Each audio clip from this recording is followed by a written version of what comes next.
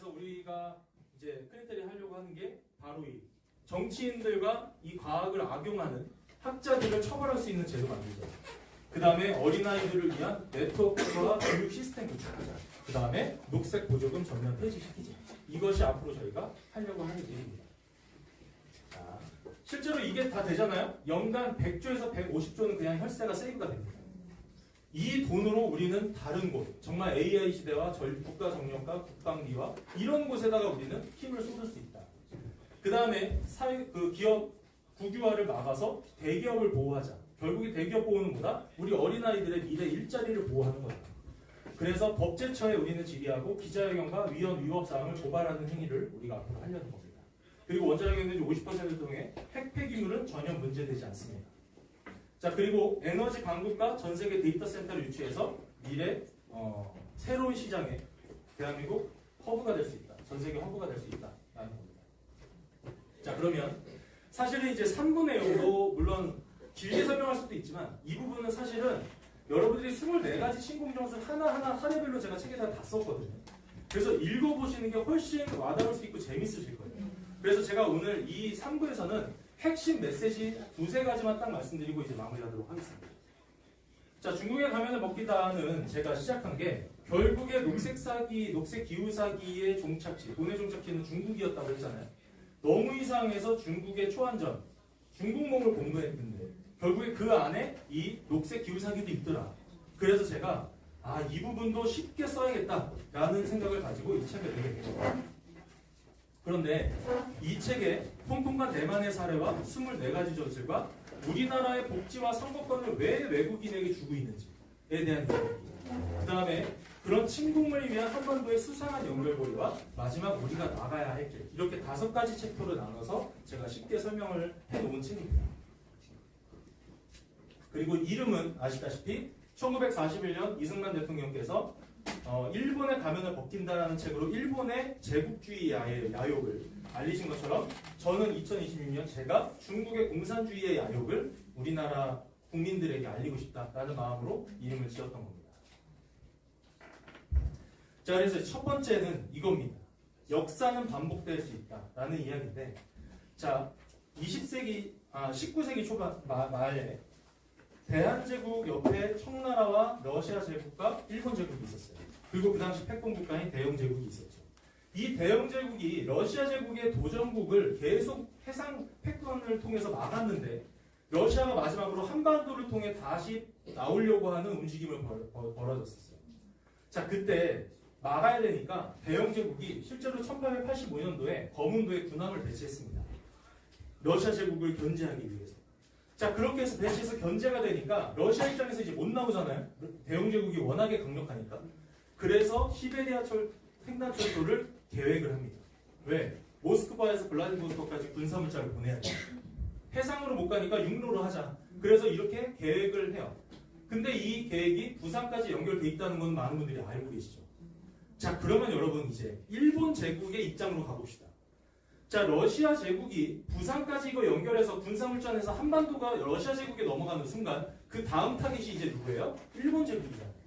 제가 일본 제국을 옹호하는 게 아닙니다. 저는 정말 역사적 팩트를 가지고 얘기해보자는 거예요. 일본 제국 입장에서 러시아가 여기까지 부산까지 군사물자가 러시아 군이 딱 오는 순간 그 다음부터 러시아 제국은 우리한테 온다 라고 해서 얘네들이 뭘 한 거냐. 완충지대는 만주벌판까지였고요. 군사적. 그 다음에 최전방 방어선은 한반도까지를 이미 설정해놓고 있었어요. 일본 제국은. 지금도 마찬가지입니다. 자, 그런데 여기까지 내려오면 안 되니까 걱정을 하고 있었고, 이것을 알고 있었던 대영 제국이 일본 제국에게 제안을 하죠. 자, 근데 제안하기 전에 대한제국한테 계속 서한 보냈어요. 고종 황제에게. 러시아 제국과 경제적인 무역은 하되 군사적, 정치적 야합은 절대 하지 말아라. 하면 안 된다. 계속 서한 보냈어요. 근데 말을 들어야 안 들어요? 안 들었어요. 자, 그래서 일본한테 간 거예요. 말 안 듣는다. 러시아 지금 이거 완성되면 큰일 난다. 여기. 또 뚫린다 여기. 그래서 뭐예요? 금융과 군함과 기술을 지원할 테니 너네들이 여기 한반도 안에 들어가서 러시아 제국 견제를 좀 해라. 그런데 그 당시 조선은 누구의 속국이었어요? 청나라의 속국이었습니다. 청나라가 일본 군대가 여기 들어오는 거 허락해야 안 해요? 절대 안 하죠. 그래서 청일전쟁이 벌어진 거예요. 여기 들어가려고 하면 여기가 반대가 심하니까. 청일전쟁을 통해서 승리를 했죠. 중국으로부터 배상금 받았어요. 일본이. 그리고 이때 받았던 지원까지 합해서 일본이 그 당시 GDP의 7배를 벌어버렸습니다. 여러분 지금 대한민국의 GDP가 얼마예요? 2,500조 정도 되죠? 거기에 7배 정도를 벌었다고 생각해보세요. 어마어마한 양의 자금과 군사력이 생겼죠? 자, 그 상태에서 이제 일본 국민들도 난리가 났어요. 나라가 이제 부자가 되기 시작하니까. 그래서 한국에 이제 하려고 봤더니 뭐가 됐어요? 아간 파천이 벌어집니다. 여러분 역사적 최고의 패착이라고 저는 평가합니다. 제 개인적으로. 러시아와 더 긴밀한 관계가 돼버렸어요. 대한제국이. 그래서 영국 입장에선 야, 안 되겠다. 진짜 말 안 듣는다. 그래서 벼르고 있는데 뭐가 발생한다? 시베리아 철도가 개통돼요. 언제? 1904년에. 1904년에 개통돼서 이제 물자 들어오기 직전 딱 되니까 안 되겠는 거죠. 러시아를 그냥 쳐야겠어요. 대영제국 입장에서 이쪽에서. 근데 어디서 싸워야 돼요? 러시아 제국이랑 여기서는? 만주벌판에서 싸워야 되죠. 근데 대영제국은 해상 패권을 갖고 있었고 해상력은 굉장히 셌는데 만주벌판에서는 육지전이죠. 그러니까 부담스러운 거예요. 이길 수는 있지만 피해가 심각할 것 같은 거죠. 영국 입장에서도. 그래서 다시 한번 뭘 해요? 일본을 설득한 겁니다. 너희들이 러시아를 한 번 더 쳐라. 우리가 똑같이 지원해줄게. 그렇게 하고 청일전쟁이 언제 벌어졌다? 딱 그 해에 벌어진 겁니다. 이거 열리기 전에 빨리 쳐야 되니까. 그래서 1년, 2년 정도의 전쟁에서 또다시 뭐 했어요? 일본이 승리했죠. 대영제국이 뒤에 있었기 때문에 승리한 겁니다. 그레이트 게임이라고 하죠. 여기서 승리하니까 그 다음에 바로 5년 만에 한일합병이 일어난 겁니다. 여러분 이게 뭐냐? 외교전인 거예요. 여러분 많이 정말 민족의 치욕이죠. 아픈 슬픈 역사죠. 근데 좀 냉철하게 보자는 거예요. 우리나라의 외교전의 패착이었어요. 근데 지금 뭐예요? 대한민국이 150년 지난 지금 똑같다. 패권국인 미국과 도전국인 중국 사이에 누구 줄 서고 있어요 지금? 도전국에 줄 서고 있죠, 한 정부가. 그리고 일본은 누구에 줄 서고 있어요? 미국에 줄 서고 있죠. 150년 전과 똑같습니다. 그죠? 근데 우리나라가 그래도 그때보다 강국이죠. 그리고 국민들이 그때보다 더 똑똑하고 깨어져 있죠. 그러니까 그때와 똑같다고 할 수 없지만 정세가 똑같다는 겁니다. 자, 그 다음에 두 번째 메시지입니다. 해외에 있는 중국인 누구나 언제든 공작원이다. 제 책의 16챕터입니다. 이게 저는 그 책에서 가장 중요해요. 83페이지입니다. 중국에 가면은 먹기다. 거기부터 여러분들 읽기 시작해도 돼요. 그게 가장 중요합니다. 뭐냐? 국가정보법, 국가보안법, 반간첩법. 이 세 가지로 인해서 중국인은 누구나 다 공작자원이 될 수 있습니다. 법적으로 다 만들어놨어요. 여러분들이 옆에서 같이 공부하는 중국인 친구들, 여러분들이 같이 일하는 모든 중국인 직장 동료인들은 그분들이 나빠서가 아니에요. 그분들도 공산주의, 공산당으로부터 협박받고 압박받으니까 어쩔 수 없는 겁니다. 공작자원, 지령을 통해 지키지 않으면 어떻게 돼요? 국가의 가족과 재산과 비자와 여건 등으로 압박합니다. 그런 피해가 발생하니까 어쩔 수 없이 따라야 되는 거예요. 그게 그만큼 공산당이 악랄하다는 겁니다. 제가 모든 중국인을 배척하자고 얘기하는 게 아니에요. 우리는 지금 전쟁 중이고 이런 내용들을 알고 우리가 대응해 나가야 된다라는 말씀을 드리는 겁니다. 그리고 일국양제를 이제 약속을 어겼죠. 홍콩이 완전히 공산화 됐습니다. 그리고 5년 전 홍콩과 지금 우리나라가 똑같은 상황입니다. 법제화라던가 중국인 모욕법 만들어지고 똑같아요. 중국에 친중 정치인 만들어졌고 언론사 광고 막고 교과서 인권 자유 민주주의 삭제시킵니다. 사람들의 생각을 바꿔가는 거죠. 인터넷 검열과 언론 지성인들 침묵과 그 다음에 관중 인사를 압수수색하죠. 체포해가. 네, 그렇게 많은 종교인들도 체포되고 그런 일들이 벌어지는 겁니다. 자, 그리고 부동산 가격 폭등도 다 중국 자본으로 좌지우지하는 겁니다. 얼마든지 할 수 있어요. 왜 좌파 정권이 오면 항상 부동산 값은 이렇게 폭등하는 거였을까요? 그게 다 계획적이라는 겁니다. 자, 그리고 언론사 프로그램과 교사 통제 교실에 CCTV에 설치하고요. 공자학원 공산사회주의, 그 다음에 시진핑 자료실까지. 그리고 공산당의 국가보안법은 자유를 죄로 규정합니다. 그리고 홍콩의 5만 대의 AI CCTV 통해서 전 국민을 감시하죠. 그게 지금 우리나라에 똑같이 벌어지고 있습니다. 서울시 6만 4천 대를 AI CCTV로 전부 다 지금 교체 중입니다. 집회에 나가는 모든 사람들 다 찍어서 그 사람들 하나하나의 신상을 다 가지고 있을 수 있습니다. 자, 그러면 이제 어떻게 하면 돼요? 여러분들, 이런 거예요. 그 사람 이제 찍혔죠? 아, 이 사람 어떻게든 체포해야 될 것 같아? 그러면 길 가다가 무심코 무단횡단 한번 했어요. 무단횡단 했다고 그걸로 딱 잡아서 체포해가요. 작은 일 가지고 체포해갈 수 있어요. 이런 식으로 큰 행동을 해서 어떻게 체포해가는 게 아니라 보고 있다가 이 사람 뭐 하나 잘못한 거 있으면 딱 그거 하나 가지고 체포해가는 거예요. 이런 식으로 이제 리더층을 하나하나 이제 제거해 나간다. 그 제거가 죽이는 것이 제거가 아닙니다. 자, 그 다음에 이렇게 2020년 똑같은 법이 2025년 똑같이 발의됐습니다. 하는 프로세스는 똑같아요. 저는 그래서 한편으로는 홍콩 했던 일고 그대로 우리가 대응해 나가면 막을 수 있어요. 네, 여러분 공산주의자들이 그렇게 똑똑하지 않습니다. 네, 악랄한 것뿐이 막을 수 있습니다. 자, 그 다음에 대만 수출 의존도 심각하고 대만 유학생들을 포섭하죠. 공짜로 공부하게 하고 중국 문화 알려주고. 네. 그래서 공산주의에 대해서 쉽게 생각할 수 있게끔. 그 다음에 공부 여러분 백제까지 이미 중국 역사로 편이 끝났습니다. 전 중국인들은 백제가 중국 역사로 지금 배우고 있습니다. 조선족들까지. 이제 통일신라까지 한답니다. 그리고 조선은 속국이었고. 그렇게 되면 세대가 바뀌면 어떻게 됩니까? 우리는 이게 아니라고 합니다. 근데 아직 태어나지 않은 아이들이 이제 성인이 됐을 때 그 아이들에게 이 교육이 세대가 돼요. 세대가 바뀌면 자연스럽게 우리나라의 역사도 중국의 역사로 편입될 수 있다. 그래서 우리는 말해야 합니다. 자, 그 다음에 차이나타운 심각합니다. 그리고 시진핑 자료실. 저는 이것이 있는 것도 문제지만 그 얘기는 뭐예요? 너네들 떠들어도 상관없다잖아요. 심각합니다. 자, 그래서 이렇게 24가지 각각 하나마다 사례가 있어요. 그래서 여러분들이 보시면은 재밌게 일어나고 또 하나 또 심각한 건 바로 이 동요제. 여러분들 잘 아실 겁니다.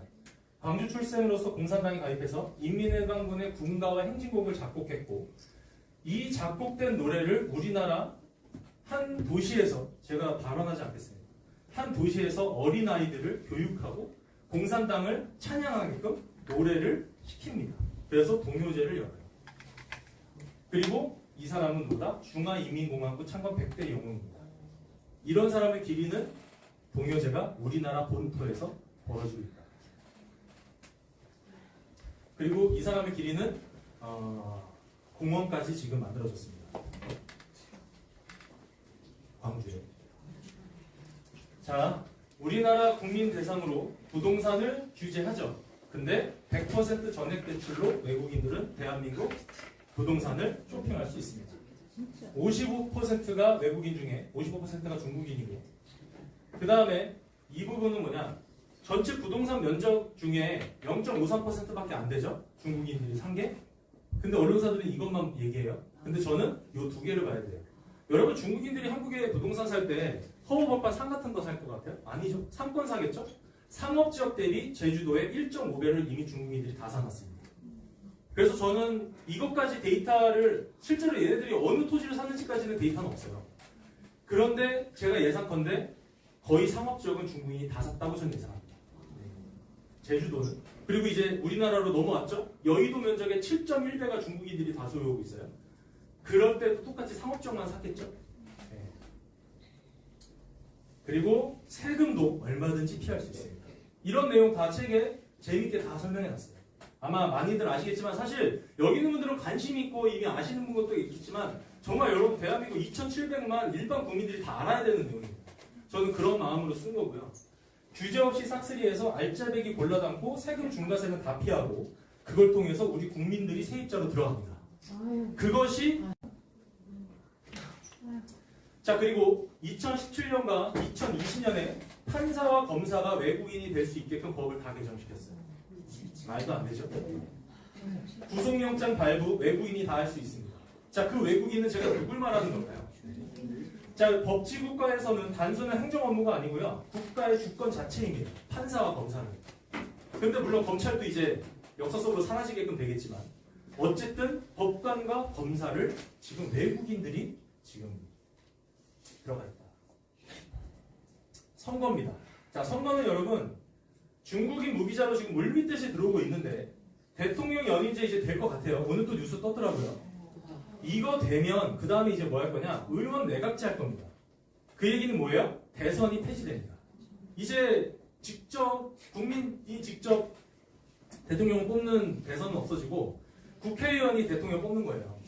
그리고 그 국회의원들을 뽑는 지선과 총선은 다 뭐다? 중국인들이 이제 선거권을 받을 수 있게끔 다 바꾸겠죠. 그리고 이 중국인들이 무비자로 들어와서 300만 정도가 되면 이제 우리나라 국민이 대통령을 뽑는 시대는 끝나는 겁니다. 자, 그럼 이제 많은 분들이 궁금한 게 아니 2,700만 유권자가 있는데 300만 가지고 어떻게 대한민국 국민들이 그래도 뽑으면 되는 거 아닙니까? 아니에요. 우리나라는 지 자체별로 50대 50 정도의 편차가 있잖아요. 50대 50인가 거의. 아닌 곳도 있지만 대부분. 자, 그 예시가 뭐냐? 자, 이게 2022년 지선 결과인데 국민의힘이 이겼던 지역구입니다. 경기 한산 몇 표 차로 이겼대요? 180표. 자, 여기에 중국인 한 300명이 가서 더 투표하면 끝나는 거예요. 이런 데이터들이 다 있잖아요. 그 다음에 충남 당진에 300표 차이로 이겼어요, 국힘이. 그럼 이제 우리 중국인이 어떻게 하면 돼요? 한 500명 거기 가서 투표시키면 돼요. 그 다음에 강원 원주에다가 한 1,800명 보내고 한 1.5배에서 2배씩 표차만큼의 1.5에서 2배씩 중국인들 거기에다가 가서 투표하라고 보내면 지선에서 그냥 다 싹쓸이 할 수 있다는 겁니다. 이게 지금 우리나라의 지금 현재 이제 부정선거 선거 사기도 필요 없어져요. 중국인 투표권 하나 가지고 어떻게 되면 연임과 의원 내각제로 개헌 딱 끝내요. 그 다음부터는 부정선거를 가지고 뭘 할 수 있는 명분도 안 생기는 거죠. 자, 이렇게 됩니다. 그래서 광역단체장, 기초단체장, 지선 이겼지만 이번에 14만 명의 중국인이 와서 이제 투표합니다. 14만 명. 그 사람들을 이렇게 다 배치시키면 어떻게 될까요? 그리고 한 명이 한 군데 가서 하는 게 아니라 여러 군데 가서 할 수 있게끔 지금 시스템 되어 있죠. 자, 그 다음에 국가 예산을 이런 식으로 삭감했습니다. 북한 미사일을 막는 무기를 96% 예산 삭감시켰어요. 적군의 드론 테러 막는 드론 방어체계 99% 삭감시켰어요. 그 다음에 정찰 시스템 4,800억을 삭감시켰습니다. 저는 동해 유전 있다고 생각하는 사람입니다.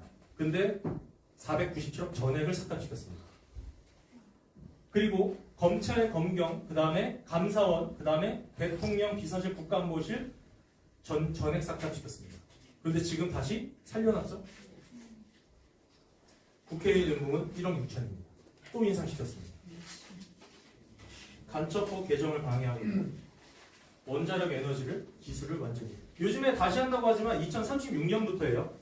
네, 앞으로 10년 후에나 원자력이 된대요. 네, 살까요? 안 합니다. 안 한다는 얘기예요. 아직 탈원전입니다. 네, 많은 또 원자력 전문가분들이 좋아하시던데 제가 그거 보면서 정말 안타까웠습니다. 그분들한테 면전에 대고 뭐라 말은 안 했는데 다 저보다 손익분으로 선배분들이니까.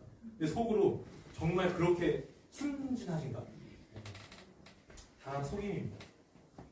자, 그래서 결국에 중국의 작은 라인은요, 녹색 카르텔, 마약 카르텔, 백신 카르텔이에요.